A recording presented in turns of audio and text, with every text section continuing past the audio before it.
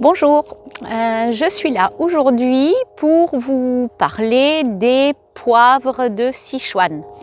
Alors poivre, c'est vrai que c'est un mot qu'on utilise un peu à tort parce que le poivre de Sichuan, c'est pas un vrai poivre, on devrait dire baie de Sichuan. En fait, tous les poivres de Sichuan sont des Xanthoxylum. Le vrai, entre guillemets, poivre de Sichuan, c'est Xanthoxylum piperitum, qui est là au-dessus de moi. Il est presque mûr en ce moment. Après, juste à côté, là, on a le Xanthoxylum simulans, qui, lui, va arriver à maturité après. Juste là au-dessus, on a le Xanthoxylum armatum ou poivre timout. On le voit, il est bien vert. Il va arriver à maturité encore après.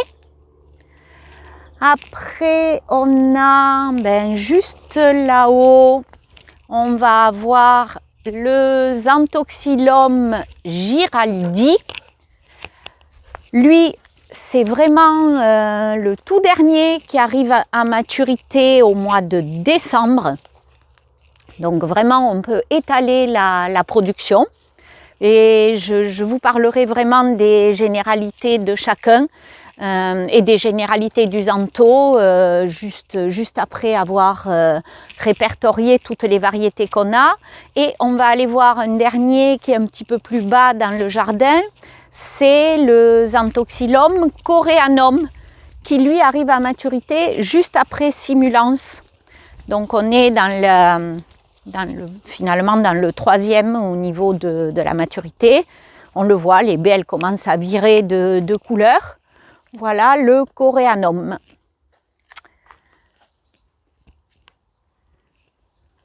Alors, on va remonter un petit peu. On va se remettre sous le Xantho piperitum. Donc, les Xanthoxylum sont des plantes pour la plupart originaires d'Asie. Donc, sont des arbustes qui font à peu près 2,50 m, 3 m de haut et 2 m de large, avec quelques petites variations. Les baies, les premières qui arrivent à maturité, cette année on est un peu en avance, hein. Normalement c'est début septembre et pour les dernières début décembre.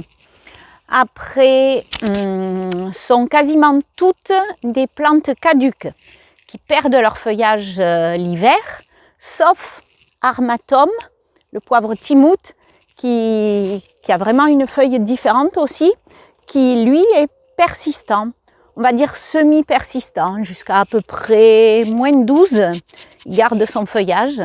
Si ça descend plus, il le perd et après il le remet au printemps. Lui aussi, quand il a soif, quand il a trop chaud, quand il a froid, il va plier son feuillage comme ça. Tiens, regarde Sébastien. Hop, en fait, il plie la feuille vraiment comme ça. Et d'un coup, on se dit, oh là là, mais qu'est-ce qu'il a, mon arbre, il est malade? Pas du tout. C'est vraiment un moyen de se protéger. Donc, au niveau résistance au froid, ils sont tous à peu près, ils résistent au moins jusqu'à moins 16, moins 17. Ils sont très épineux. Parfois même, il y a des épines aussi sur les feuilles. Ils ont des épines sur le tronc, sur les branches, un peu partout. Là où les épines sont vraiment les plus grosses, c'est sur le simulans. Tiens, viens voir. Moi, j'adore ce tronc. Ça lui donne une allure très préhistorique, avec ces épines qui finalement finissent par s'éroder sur le tronc. On n'a plus le pic tombe. Et d'ailleurs, à cet effet, il est appelé aussi la massue d'Hercule, parce que ça fait vraiment comme des massues. J'adore vraiment ce tronc-là. Il a environ 10 ans, hein. 10 ans et il a poussé dans des bonnes conditions puisque la terre est limoneuse ici. Ouais. Donc à l'époque on était sur Montauban, il a fallu compter au moins 4 ans de plus pour avoir cet effet de tronc qui est vraiment très très original. Alors ensuite donc il fleurit donc des petites fleurs en bouquet qui sont blanc crème. Ils sont tous tout à fait auto-fertiles, donc là pas de souci. Ils peuvent aussi être cultivés en pot. En pot, ils se développeront moins, hein, mais bon, c'est tout à fait possible. Après, il y a quelque chose qui est très intéressant à savoir. On ne consomme pas que la baie, on peut consommer aussi le feuillage, qui est très aromatique. Mais du coup, on va utiliser du jeune feuillage à cause de ces épines qui sont agressives et qui, souvent, sur le jeune feuillage, sont tendres. Voilà, si on froisse le feuillage, on a vraiment plein de parfums qui arrivent. La récolte de la baie, ben, je vous en parlerai demain. On va faire une autre vidéo sur vraiment la récolte, le séchage de la baie. Donc je vous en parlerai un petit peu plus tard. Quoi vous dire d'autre? La multiplication. Alors, la multiplication, c'est un peu, on n'a pas... chaque année, on récolte donc nos propres graines. Et chaque année, on a essayé plein de méthodes différentes, jusqu'à même essayer de tremper les graines dans l'acide pour les faire germer. On n'est pas arrivé à quelque chose de concluant. Du coup, on est reparti sur une façon de les semer classique à l'automne, une fois qu'on a récolté les graines. Et alors, une année, on va en semer 500, on va en récolter, il va y en avoir 480 qui vont germer. Et l'année d'après, on va faire exactement pareil et il n'y en aura que 10 qui vont germer. On n'a pas vraiment percé ce secret-là de la germination. On peut vous dire que aussi, on peut le bouturer, mais issu de bouture, on s'est rendu compte que finalement les plants vivent moins vieux. Tiens aussi, voilà, à côté, il y a ce petit là qui a un très beau feuillage presque noir, pourpre très foncé. Donc celui-ci, je me souviens plus de son nom. C'est simple. En anglais, c'est Purple Leaf, un Xanthoxylon Purple Leaf. Donc les livres, c'est les feuilles. D'accord, ma feuille pourpre. Ouais. Donc du coup, ben, lui, beaucoup plus petit que les autres. Hein. Pour l'instant, il a à peu près 5-6 ans, il fait 1m40. Souvent, j'ai vu hein, qu'il était vendu aussi pour sa baie. Grosse erreur, hein. Il est totalement stérile. Et ici, ce n'est pas une histoire de pollinisation croisée, parce que quand il est en fleurs, il est blindé de fleurs. D'ailleurs, c'est très joli, hein, ça contraste, ces fleurs beiges, ça contraste avec le feuillage pourpre. Si c'était une histoire de pollinisation croisée, ici, il a tout ce qu'il faut autour comme autres xanthos pour être pollinisé. Donc, c'est vraiment une variété simplement utilisée pour l'ornement, qui est vraiment très jolie, mais pas pour sa baie, il n'en fait pas. Peut-être vous donner un peu quelques spécificités au niveau du goût sur chaque variété. Donc la baie de Piperitum, elle est un petit peu plus petite que les autres et on est sur quelque chose, sur un bon équilibre à la fois fruité, camphré. Le Simulans, on est sur une baie bien plus grosse avec des notes nettement plus camphré. Armatum ou le poivre timout, celui-ci on l'appelle aussi poivre pamplemousse. Donc vraiment en fin de bouche on est sur des notes d'agrumes. Tiens d'ailleurs à ce sujet ça me fait penser, je pense que je ne l'ai pas dit. Ces plantes sont de la famille, tous les Xanthoxylum donc sont de la famille des rutacées, la même famille que les agrumes.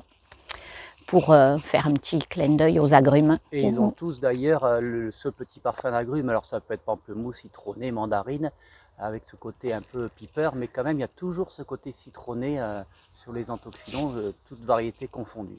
C'est vrai. Et le Giraldi, là, le plus tardif qu'il y a en haut du jardin, lui, on est vraiment sur des notes beaucoup plus florales. On laisse tomber le côté camphré et on est vraiment sur agrumes, comme tu disais, plus floral. Et le coréanum en bas, il se rapproche un peu du simulans, avec quand même une note à lui, hein, qui est, voilà, si on veut vraiment savourer les différences, il faut les tester les uns après les autres. Et quoi vous dire, je peux parler un petit peu de la cuisine. Donc c'est vraiment en cuisine, il se marie très très bien avec le chocolat. Moi, quand je fais une mousse au chocolat pour à peu près 6 personnes, je moue, mais vraiment, il faut que ça soit de la poudre, hein. Sinon après, c'est au palais, c'est pas très, on sent les petits restes de l'enveloppe. Mais quand on le réduit bien en poudre, je mets 2 cuillères à café de poudre moulue pour une mousse au chocolat pour 6 personnes.